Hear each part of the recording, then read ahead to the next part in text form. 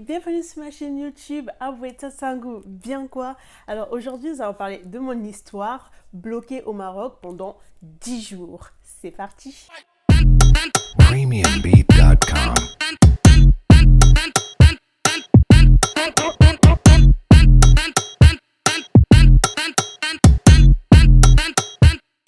Donc mes beaux-parents avaient organisé un voyage pour le Maroc, à Marrakech exactement. En fait, on voulait aller passer les fêtes à Marrakech. Et donc du coup, moi il me fallait, vu que j'étais en attente de mon titre de séjour, donc il me fallait un visa rapido et tout, etc. Donc je me suis rapprochée auprès de ma préfecture pour avoir un visa pour sortir du territoire. Donc nous sommes arrivés à Marrakech, tout s'est bien passé, on a passé de bons moments et tout, on a visité Marrakech et tout, etc. Et donc du coup après ça, le retour, arrive le retour. Donc je me suis fait quelques notes pour pas que j'oublie parce que ce sont des parties vraiment croustillantes. Donc je me suis noté quelques trucs comme ça au moins, j'oublie pas que je dois dire ça quoi. Et donc, on arrive à l'aéroport, le moment de partir et tout, embarquement, etc., les bagages et tout, etc. Mes beaux-parents étaient devant, donc c'est eux qui passent, mes belles-sœurs et tout ça. Mon chéri passe, moi j'étais là derrière, du coup j'arrive là. On me demande de patienter. Donc, moi je me suis dit, patienter pourquoi?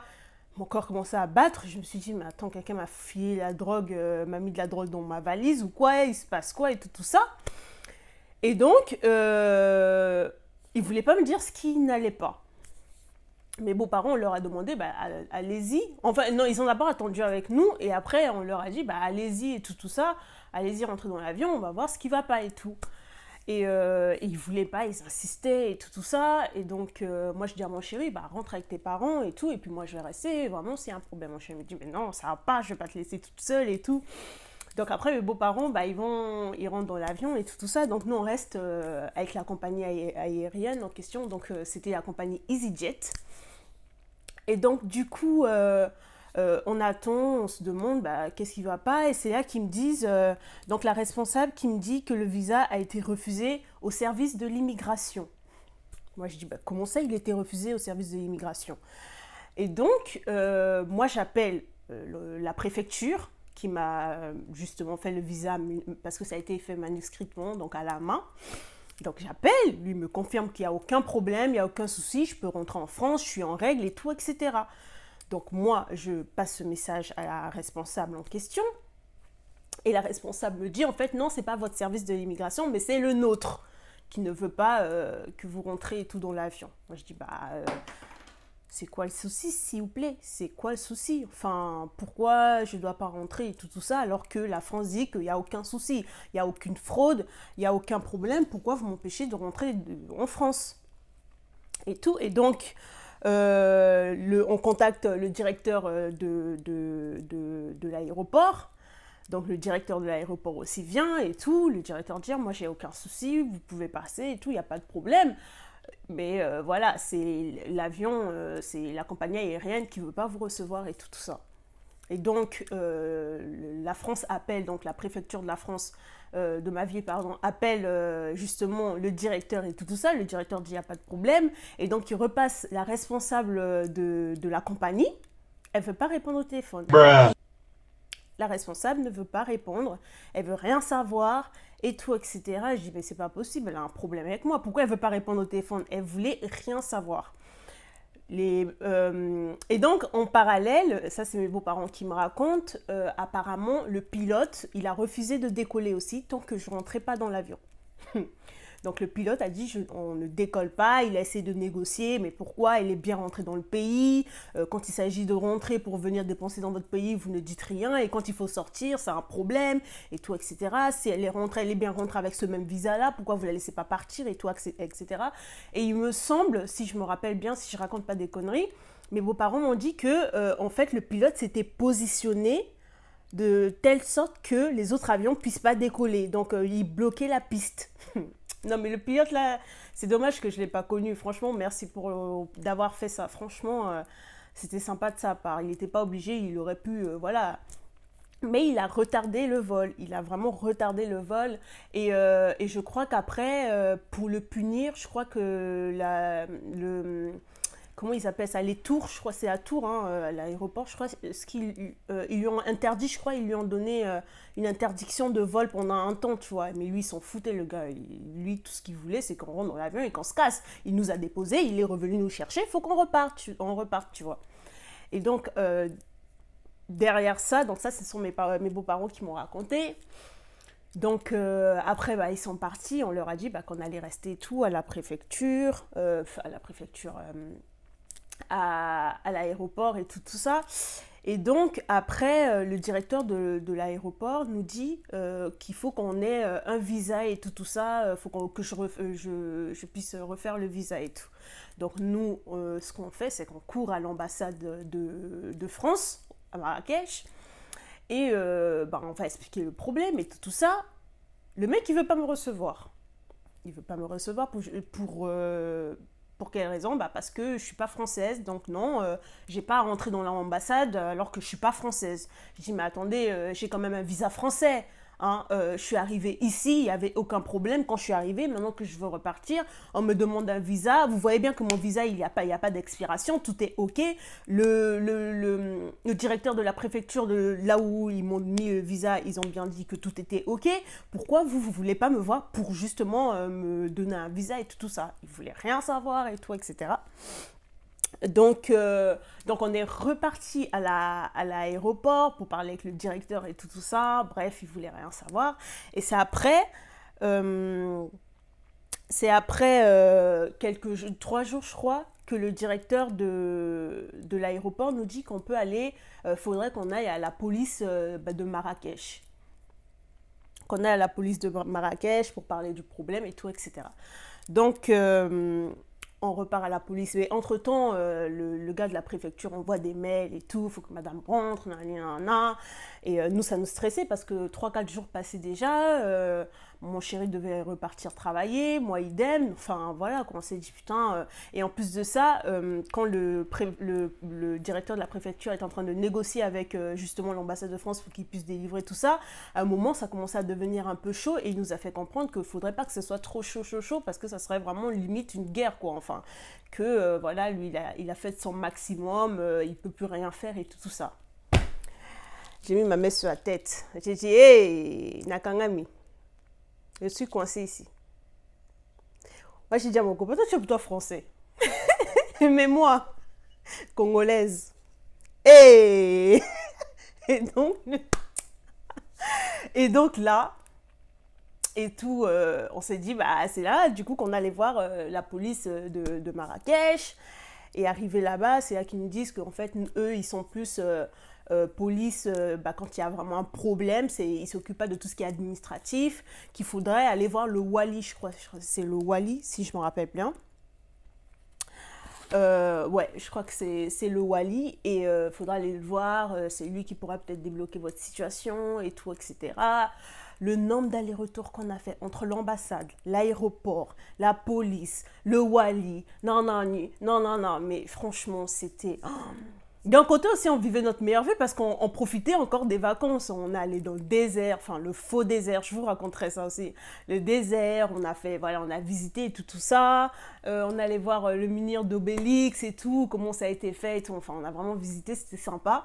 Mais voilà, ça commençait à devenir lourd parce que plus les jours passaient et voilà, on commençait à s'inquiéter, on va rester là combien de temps, sachant que bah, ici, la préfecture de la France, la préfecture de ma ville ne pouvait plus rien faire, il a déjà insisté, il ne voulait pas rentrer en conflit et tout ça. Et donc, bah, c'est là quand on allait du coup voir le Wali, là, je ne sais plus comment il s'appelle. Et le mec nous a super bien reçus, limite un peu, enfin pour vous donner une comparaison, c'était limite un général ou un colonel, je crois, un truc comme ça. Il nous a super bien reçus et tout, on l'a expliqué, il dit, bah madame, il a regardé mon passeport, il me dit, vous êtes dans les règles, il n'y a aucun problème, je comprends pas pourquoi il vous fait traîner, je comprends pas pourquoi il veut pas vous redonner le visa, sachant que vous avez tous les mails et tout de la préfecture de votre ville, que tout en France vous êtes carré et tout est propre. Voilà, je comprends pas. Lui, il comprenait vraiment pas. Le directeur de l'aéroport comprenait vraiment pas. pourquoi les compagnies aériennes, d'ailleurs je vous ai pas dit, la compagnie EasyJet a fait signe aux autres compagnies de ne pas me prendre avec le visa que j'avais. Vous vous rendez compte? Donc en fait, non, c'était dit, bah, au pire, vu que EasyJet ne veulent pas nous prendre, bah, on va passer par Royal Air Maroc, je crois, un truc comme ça, ou encore les autres. Bim, on va les voir. Et tous les billets coûtaient plus cher, on s'est dit c'est pas grave, on arrive, bah non, on peut pas vous prendre votre visa, machin, machin. Et il y a une dame qui me souffle en fait que c'est EasyJet qui les a dit, quoi. On s'est dit ok. Donc le monsieur en question, le Wali, ou là où c'était, là, la personne haut placée qu'on allait voir, nous fait comprendre que lui, il y avait aucun souci, il n'y avait aucun problème, il ne comprend pas pourquoi on est encore là, quoi. Ça fait des jours que ça traîne, c'est pas normal et tout ça. Donc il appelle le directeur de l'aéroport. Le directeur de l'aéroport, il dit au directeur de l'aéroport et tout qu'il voudrait que je parte et tout, machin, machin. Le directeur dit, il n'y a aucun souci, on va passer par Royal Air Maroc. Donc ma situation s'est débloquée. Et donc, vu que nos passeports, donc celui de mon chéri et le mien, étaient bloqués à l'ambassade de France, on rappelle, donc on rappelle pas, on va direct sur place pour aller chercher nos passeports parce que le Maroc a trouvé une solution pour nous, sachant que je suis pas française, mais j'ai quand même le visa français. Mon compagnon, il est français et ils veulent pas me faire partir. Le Maroc a trouvé la solution, la France n'a pas trouvé de solution. Donc on allait les voir, on leur a dit écoutez, remettez-nous notre passeport parce que le Maroc a trouvé une solution. Oh lolo lolo. Et là ils nous disent quoi? Ah en fait madame, on vous sort le visa. Donc en fait, on a compris que tu te rends compte quand même qu'un Français soit avec une personne qui a un visa français en une situation un peu compliqué, et c'est le Maroc qui trouve la solution alors que ça devait être les Français qui devaient trouver la solution. Tu vois ce que je veux dire? Alors que ça devait être le gouvernement français ou encore l'État français qui devait trouver la solution, c'est le Maroc. Mais t'imagines un peu comment ça devait être le scandale, parce que mon copain disait quand on arrive, on fait la vidéo et tout, on raconte tout ça et tout sur Facebook, machin, nani. Et donc quand on leur a dit ça, oui, on vous sort le visa et tout, machin, machin, et bim, tout de suite ils m'ont sorti le visa.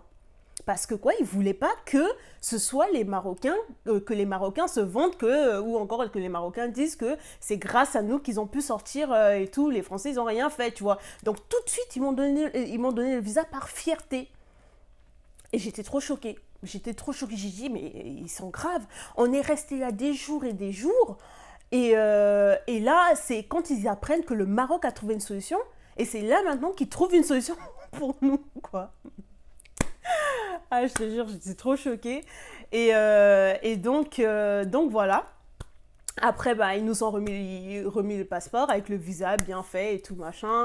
On a tout refait et tout. Et donc, je suis sortie le lendemain. Non, je crois que c'est 2 jours après parce qu'on a quand même fait du shopping et tout. Et 2 jours après, on est rentré. Et donc, en rentrant, on s'est dit que on va porter plainte à la compagnie parce que c'est pas normal, ils m'ont fait rentrer. Hein, c'est pas comme si j'étais pas venue avec c'est pas comme si j'étais venue au Maroc avec une autre compagnie, c'était la même compagnie. Donc quand je suis arrivée, ils ont bien regardé le visa, c'était le même, ils n'ont pas refusé. Et quand il s'agit de rentrer, et là ils refusent que je rentre. Mais je vous raconte pas le fiasco. Hein. Au début, quand on arrivait, on allait voir les avocats. Oui, ça va se faire, c'est simple, madame, de toute façon vous avez gagné, ils sont en tort, nanani. 2 semaines après, en fait, faudrait qu'on trouve un traducteur parce qu'en fait, c'est pas une compagnie française, nanani. 6 mois après, en fait, on s'est trompé de dossier. Ah ben votre dossier n'avait, c'était n'importe. En fait, c'était vraiment n'importe quoi. Ça a duré 2 ans. On n'a jamais eu, les avocats, ils ont rien fait. Alors qu'au début, ils se vantaient. Vous savez, quand vous voyez les avocats en costume et tout, machin, oui, on connaît notre taf, alors que rien du tout, frère. Et donc, voilà, quoi. Et on est arrivé à la fin de cette vidéo. J'espère qu'elle vous aura plu. Donc voilà un peu ma petite histoire. Et franchement, la police du Maroc, enfin de Marrakech, je sais plus, c'est le Wali, je me rappelle plus, ça fait tellement longtemps. Je sais plus comment on les appelle, mais ils ont vraiment été sympas. En fait, le Maroc, s'il faut parler du Maroc, ils ont vraiment été vraiment sympas. C'est eux qui ont vraiment fait en sorte que ça se débouche rapidement parce que eux, c'est eux qui ont dit, ok madame, ça a trop duré, allez, nous on vous sort de là parce que voilà, c'est pas comme si vous avez un problème, tout est en règle et je comprends pas pourquoi même votre ambassade à vous ne vous donne pas le visa. Le mec il rigolait même tellement que c'était pas logique, enfin.